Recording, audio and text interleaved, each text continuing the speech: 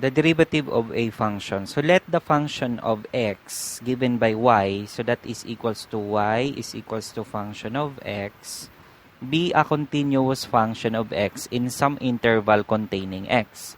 So recall that yung change of x, so yung change of x natin or yung delta x natin in the independent variable x, it produce a corresponding changes in y. Okay? So, kapag meron tayong change in x, nagkakaroon din tayo ng change in y.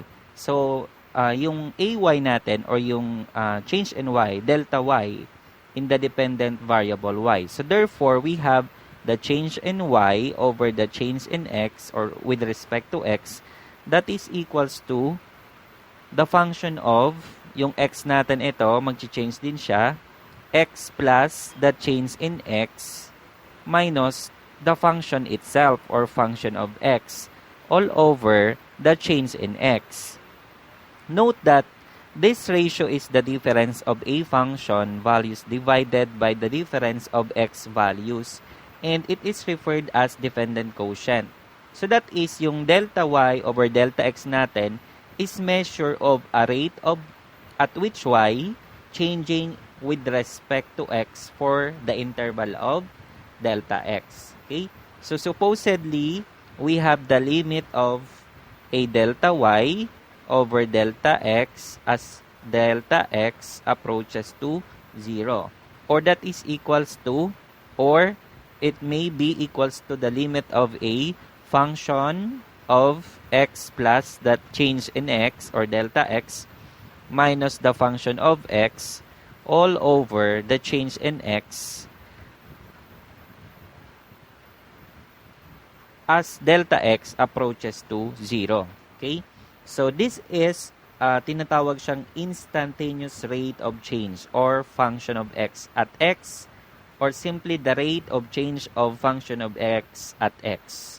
So, meaning, if the difference quotient, yung delta y over delta x has a limit, then the large number L is called the derivative of y with respect to x, and the derivative is customarily denoted by the symbol. So, ito pala ay pwede siyang maging derivative. Ano? Derivative of y, dy over dx.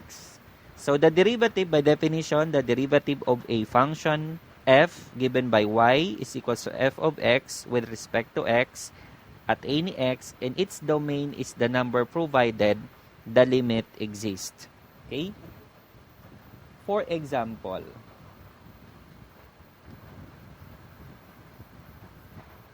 ito using delta method ito ha. Delta method. Kasi meron tayong change. Okay? So, find the derivative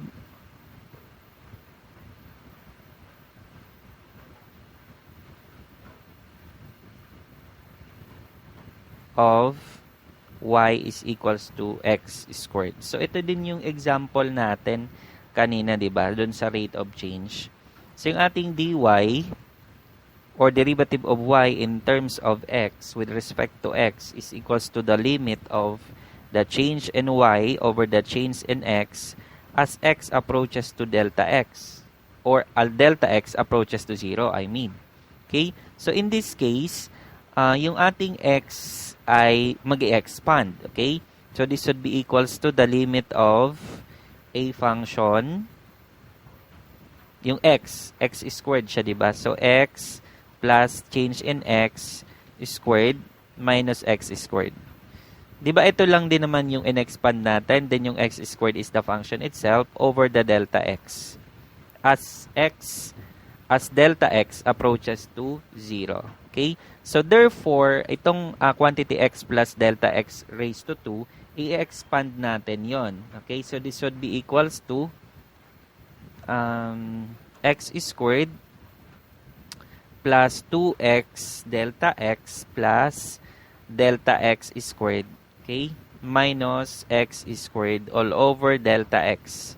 Then, ilagay mo ulit yung limit as delta x approaches to 0. Okay? Now, pwede natin siyang tanggalin kasi we have the x squared, positive, and negative x squared. So, ang maiiwan na lang naman ay the limit of delta x as approaches to 0, that is 2x delta x plus quantity delta x squared. Okay, all over delta x. Okay? And then, in this case, pwede natin siyang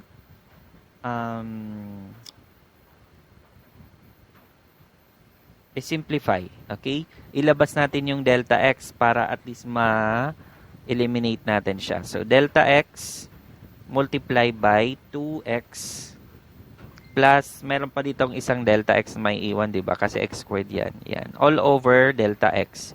And then, mawawala yung delta x. No? Makakancel siya. So, ang maiiwan na lang ay limit of 2x plus delta x.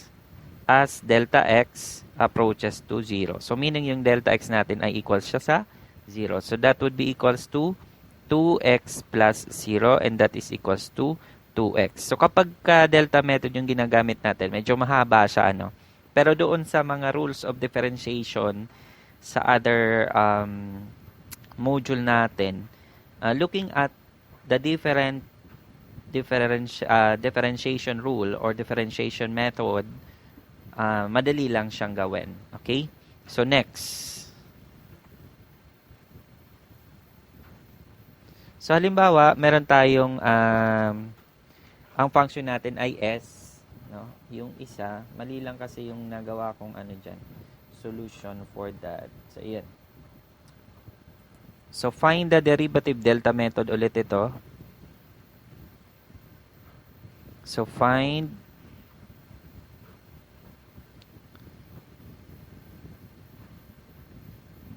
the derivative of s is equals to 3t squared minus 4. Okay? So, dito, yung ating derivative of s with respect to t is equals to the limit of yung change of s naman over change of t as the change of t approaches to 0. So, therefore, yung ating s value kasi parang x lang naman yan, ano? And this would be equals to 3, and then yung t value natin would equals to t plus change in t squared minus 4, and ilagay natin yung function itself. So, minus the function na 3t squared minus 4. Okay? Yan. All over the delta t. Ito yung katumbas na delta x. Okay?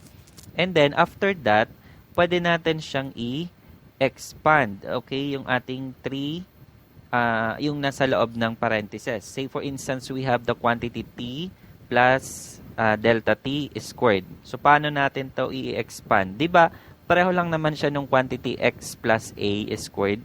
So, dito, pwede natin siyang gawing a squared plus 2ab plus b squared. So, ito lang din naman yon. So, it would be equals to t squared plus 2t change in t plus the change in t squared. Okay? Ito yung magiging expansion nun. Okay? At yun yung ilalagay natin sa ating numerator. Okay? So, this should be equals to the limit of a function as delta t approaches to 0. And lalagay ulit natin yung 3. No? Then, yung expansion niya, that is equals to t squared plus 2t delta t plus delta t squared. Okay? And then, sorry. Then, minus 4. Tapos, ito, negative siya, diba? So, this would be equals to negative 3t squared. Tapos, negative 4, negative and negative, so positive 4. So, dito pa lang, meron na tayong makakancel. Ano? Makakancel natin yung okay, ito i-multiply muna natin, i-distribute muna natin. So, this would be equals to 3t squared plus 6t delta t plus 3 delta t squared minus 4 minus 3t squared plus 4. Cancelled, cancelled, cancelled, cancelled. May iwan yung 6t times delta t plus 3 delta t squared all over the delta t. Okay? And ilagay pa rin natin yung ating limit dito sa unahan. Limit of this function as delta t approaches to 0. Okay? Now, in this case, pwede natin siyang i-cancel yung ating delta t. And yun lang naman mawawala itong isang delta t. So, this would be equals to 6t plus 3 delta t squared. Okay? As, nawala yung limit. Limit.